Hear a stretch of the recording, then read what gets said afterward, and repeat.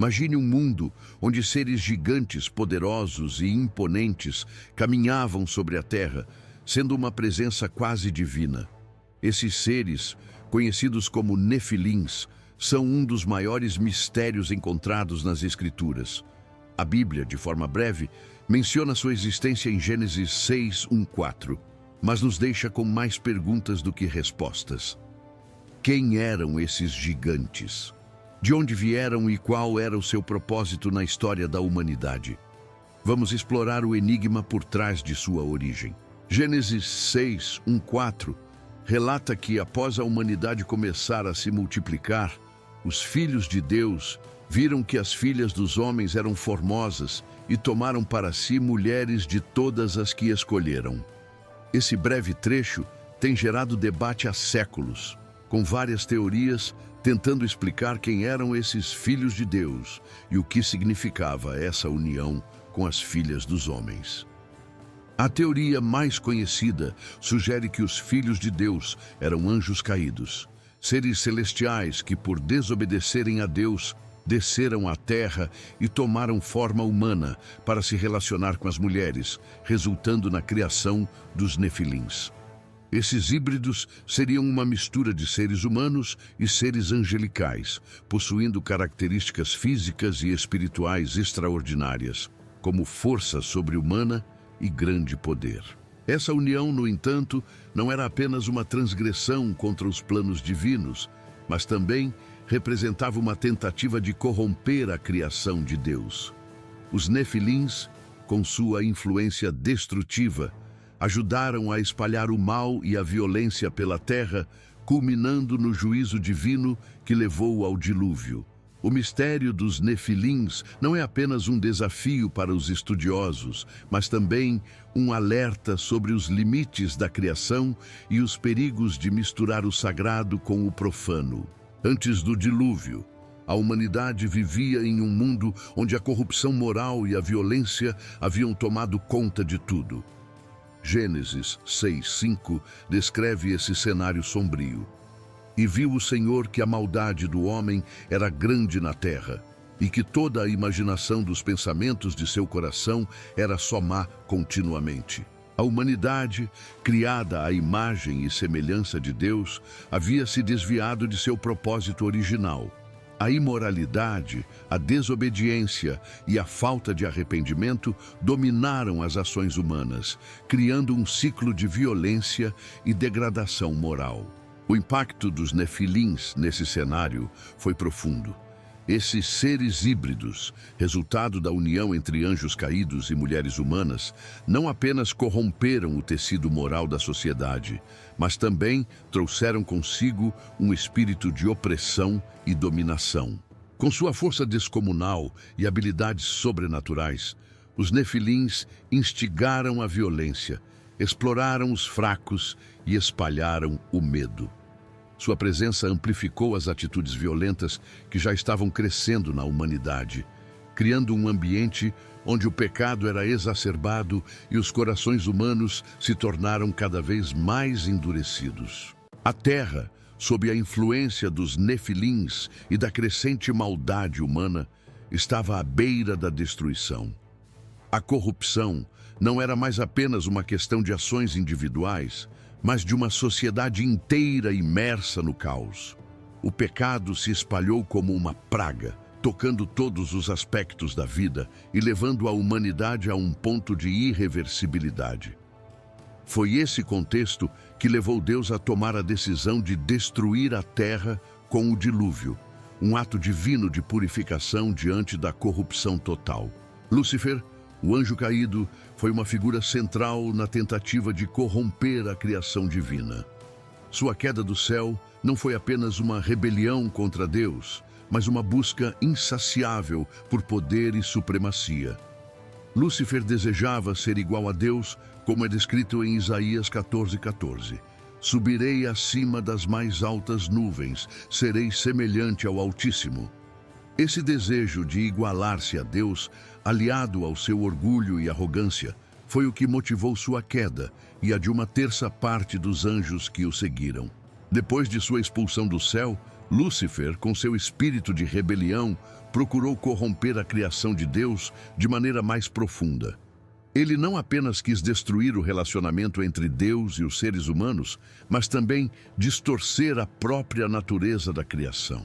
Em Gênesis 6:2, vemos os filhos de Deus, interpretados por muitos como anjos caídos, tomando mulheres humanas e criando os nefilins, uma raça híbrida de gigantes com poderes sobrenaturais. Ao fazer isso, Lúcifer tentou misturar o humano com o celestial, corrompendo a pureza da criação divina. Ele queria criar uma descendência que fosse parte humana, parte divina, na tentativa de destruir o vínculo entre a humanidade e Deus, substituindo a relação sagrada com uma linhagem de criaturas corrompidas e poderosas. A criação dos nefilins foi um ataque direto ao plano de Deus, uma tentativa de desviar a humanidade da verdadeira linha de herança divina e, assim, dominar a terra e seus habitantes. Os nefilins, com sua imponente presença e força descomunal, tiveram um impacto devastador na sociedade pré-diluviana. Esses gigantes, descendentes da união entre anjos caídos e mulheres humanas, não eram apenas figuras físicas impressionantes, mas também representantes de uma corrupção espiritual profunda. Sua existência na Terra não apenas ampliou a violência já crescente entre os humanos, mas também espalhou uma cultura de dominação e opressão. A sociedade, antes já marcada pela decadência moral, foi levada a um ponto de degradação total. Com a força sobrenatural dos nefilins, a violência se espalhou como uma praga. Eles não só abusaram de sua superioridade física para dominar os mais fracos, mas também estabeleceram um sistema de poder baseado no medo e na força bruta. A Terra estava tomada por uma cultura de opressão, onde os mais poderosos controlavam os menos favorecidos e a moralidade humana foi dilacerada. O conceito de justiça foi corrompido e a violência tornou-se uma forma comum de resolução de conflitos. Além disso, os nefilins promoveram a idolatria. Como seres imponentes, eles foram adorados por muitas culturas antigas, com os humanos vendo-os como semideuses. Esse culto à personalidade e à adoração de figuras poderosas contribuíram para o distanciamento de Deus e a subversão dos valores divinos. A moralidade humana, antes estabelecida por princípios sagrados, foi substituída por práticas malignas e desumanizadoras. Se você está gostando deste conteúdo, não se esqueça de deixar o seu like, se inscrever no canal, ativar o sininho e deixar um comentário com a sua opinião. Isso nos ajuda a trazer mais vídeos como este para você. O dilúvio foi um dos eventos mais dramáticos e significativos da história bíblica, não apenas como um juízo divino contra os nefilins e a maldade crescente na terra, mas também como uma expressão da misericórdia de Deus, oferecendo à humanidade uma chance de recomeço. Em Gênesis 6:5, a Bíblia descreve a terra como cheia de violência e que toda a imaginação dos pensamentos de seu coração era só má continuamente. A corrupção moral havia se espalhado por toda a humanidade e a criação parecia ter se desviado tão completamente do plano divino que a única opção de Deus, em sua justiça, seria a destruição. No entanto, Deus não escolheu destruir a humanidade sem antes oferecer uma oportunidade de restauração. Em sua misericórdia, ele decidiu salvar Noé, um homem justo, e sua família, estabelecendo com eles uma aliança. Essa aliança não era apenas uma promessa de sobrevivência física durante o dilúvio, mas também uma oportunidade para a humanidade se regenerar.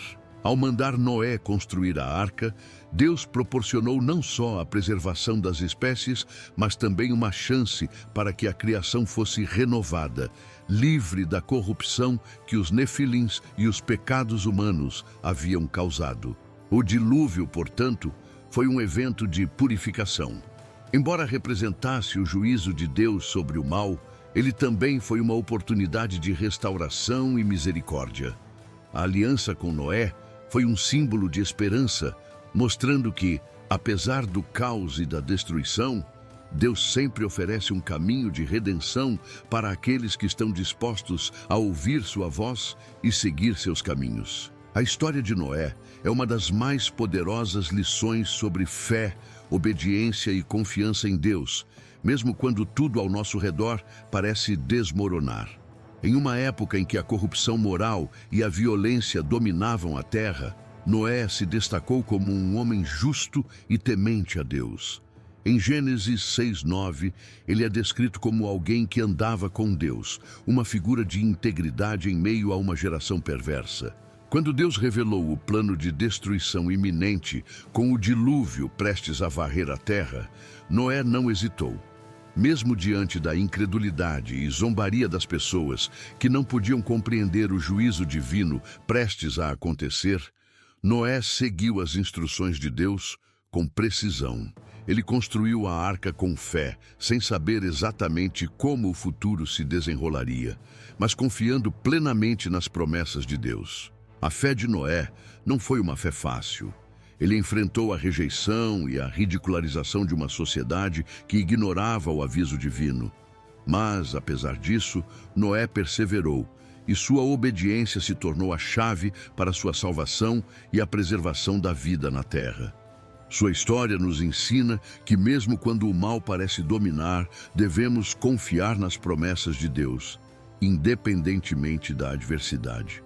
Ele mostrou que a verdadeira fé é aquela que se mantém firme, mesmo sem ver os resultados imediatos. A aliança feita com Noé, simbolizada pelo arco-íris, é um lembrete eterno da misericórdia e fidelidade de Deus.